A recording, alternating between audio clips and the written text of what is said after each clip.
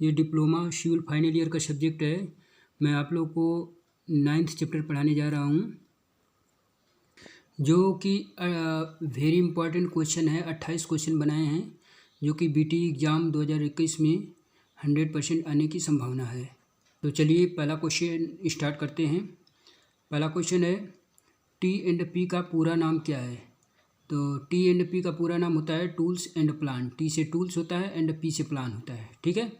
दूसरा क्वेश्चन देखिए, T&P को कितने उपशीर्षक में बांटा गया है? बताया नहीं, बांटा गया। दूसरा क्वेश्चन है, T&P को कितने उपशीर्षक में बांटा गया है? तो 7 उपशीर्षक में बांटा गया है, ठीक है।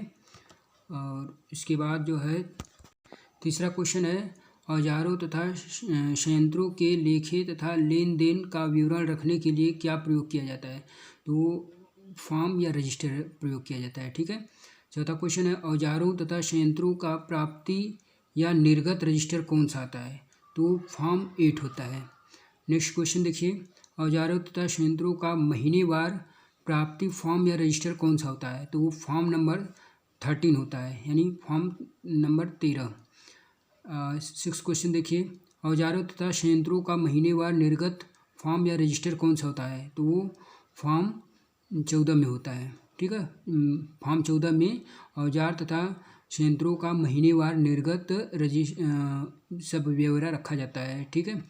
7वां क्वेश्चन है, औजारों तथा संयंत्रों का वार्षिक फॉर्म या रजिस्टर कौन सा है? तो फॉर्म नंबर 15 होता है, यानी फॉर्म 15।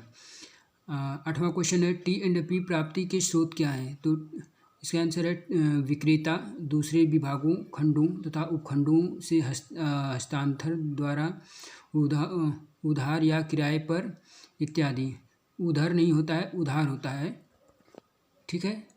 तो 8वां क्वेश्चन समझ में आ गया। अब देखिए नेक्स्ट क्वेश्चन चलते हैं। नेक्स्ट 9वां क्वेश्चन है, T&P के खाते वर्ष में कितनी बार बंद किए जाते हैं? तो T&P के खाते वर्ष भर में एक बार बंद किए जाते हैं, यानी साल में एक बार बंद किए जाते हैं, ठीक है। 10वां क्वेश्चन है, T&P के खाते वर्ष में एक बार कब बंद किए जाते हैं?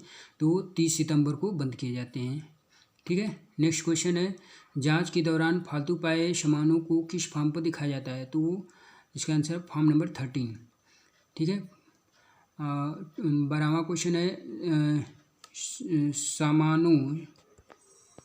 12वां क्वेश्चन है, सामानों की प्राप्ति तथा निर्गत का दिन प्रतिदिन का ब्यौरा होता है। 12वां क्वेश्चन है, सामानों की प्राप्ति तथा निर्गत का दिन प्रतिदिन का ब्यौरा किस फॉर्म में रखा जाता है? तो फॉर्म नंबर 8 में रखा जाता है, ठीक है। नेक्स्ट क्वेश्चन है, स्टॉक के खाते वर्ष में कितनी बार बंद किए जाते हैं? तो स्टॉक के खाते वर्ष में 2 बार बंद किए जाते हैं, ठीक है। 14 नंबर क्वेश्चन है, स्टॉक प्राप्ति के महीनेवार सार किस फॉर्म में तैयार किए जाते हैं? तो इसका आंसर है form number 9 and form number 10 में, ठीक है। 15 क्वेश्चन है, T&P का जो सामान बेकार हो जाता है उसके संबंध में किस फॉर्म पर सर्वे रिपोर्ट तैयार की जाती है? तो वो फॉर्म नंबर 18 पे। 16 क्वेश्चन है, 1 अक्टूबर से अगले 30 सितंबर तक का लेन देन का विवरण किस फॉर्म में रखा जाता है? तो form number 13 and form number 14 में रखा जाता है, ठीक है। अगला क्वेश्चन है, T&P के रजिस्टर यानी फॉर्म 14 के भाग 3 पर क्या लिखा जाता है? तो भाग 3 पे फॉर्म नंबर 15 तथा भाग 3 के उसमें जो है कमियाँ लिखा जाता है, ठीक है, कि जो कमियाँ रह गई हैं उसको लिखा जाता है। क्वेश्चन नंबर 18 है, औजार के अंतर्गत क्या आते हैं? तो औजार के अंतर्गत छोटे छोटे औजार जैसे गैती हो गया, फावड़ा हो गया, तसला हो गया, हथौड़ा हो गया, शाहुल हो गया इत्यादि आते हैं, ठीक है। 19वां क्वेश्चन है, ठेकेदारों को उनके द्वारा किए गए कार्यों तथा आपूर्ति का भुगतान कैसे किया जाता है? तो इसका आंसर है बिल बनाकर, ठीक है। ठेकेदारों को उनके द्वारा किए गए कार्यों तथा आपूर्ति का भुगतान हम बिल बनाकर करते हैं, ठीक है। 20वां क्वेश्चन है, बिल पर क्या लिखा जाता है? तो इसका आंसर है बिल पर कार्यों तथा आपूर्तियों व 20वां क्वेश्चन है, बिल पर क्या लिखा जाता है? तो इसका आंसर है बिल पर कार्यों तथा आपूर्तियों व विभिन्न दरों का पूर्ण व स्पष्ट विवरण होता है, ठीक है। 21वां क्वेश्चन देखिए, 21वां क्वेश्चन है, कोई भी बिल भुगतान के बाद जिस पर प्राप्तिकर्ता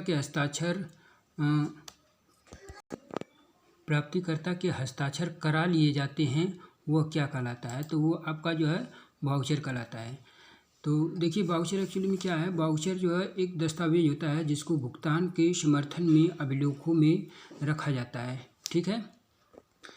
22वां क्वेश्चन है, प्रथम तथा अंतिम बिल के लिए कौन सा फॉर्म प्रयोग करते हैं? तो फॉर्म नंबर 24 प्रयोग करते हैं। ठीक है।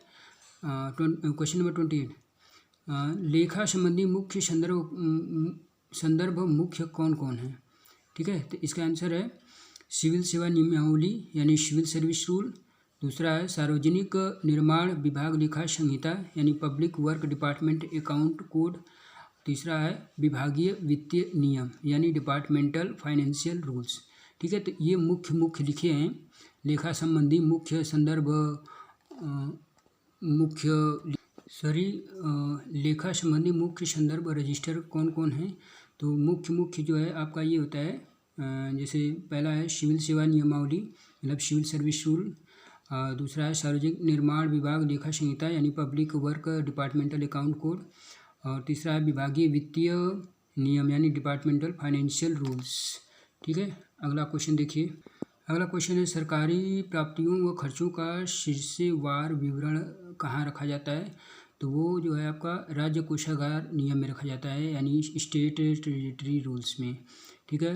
क्वेश्चन नंबर 25, खंड कार्यालय को मुख्य कौन कौन से अनुभाग में बांटा जा सकता है? यानी कि खंड कार्यालय को मुख्य कौन कौन से अनुभाग में बांटा जा सकता है? तो इसका आंसर है लेखा अनुभाग, पत्र व्यवहार अनुभाग, ड्राइंग अनुभाग। ठीक है। 26वां क्वेश्चन है, किस बंदी पुस्तिका को स्टॉक रजिस्टर कहते हैं? तो प्रपत्र 8 जो होता है उसी को कहते हैं। ठीक है। क्वेश्चन नंबर 27 देखिए, वेतन भुगतान अधिनियम किस अधिनियम कौन सा है? मतलब कि वेतन भुगतान अधिनियम कौन सा है? तो वो वेतन अनुभाग अधिनियम 1950 होता है, जिसमें आपको बहुत वेतन दिया जाता है। उसका रूल रेगुलेशन जो है वेतन अनुभाग 1950 में दिया गया है। ठीक है। क्वेश्चन नंबर 28 है, नियंत्रण प्रक्रिया के मुख्य पहलू कितने हैं? तो नियंत्रण प्रक्रिया के मुख्य 3 पहलू होते हैं। Thank you for watching.